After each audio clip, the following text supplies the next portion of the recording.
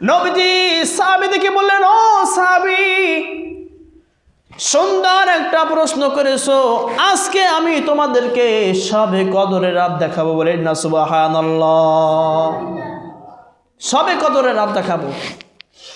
আল্লাহ নবী যখন এই কথা বলে, ঘর থেকে বের হয়ে অন্ধকারের ভিতরে তাশরিফ আনলেন, অন্ধকারের ভিতরে চলে গেলেন।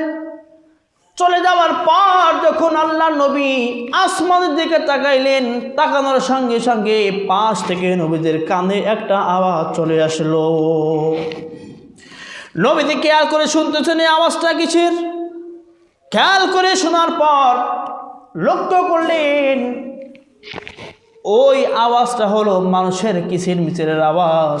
ওই আওয়াজটা হলো এক মুসলমান আর এক মুসলমানের সঙ্গে দ্বন্দ্ব বিভেদ হওয়ার রাত। এই আওয়াজটা হচ্ছে একজন মুসলমান আরেকজন মুসলমানের সঙ্গে কি করছে, কথা কাটাকাটি হচ্ছে, দ্বন্দ্ব করছে। আল্লাহ নবী নবী আকেরামদার তাজদারে মদিনার মনের ভিতরে একটা আশা জন্মে গেল, নবীজি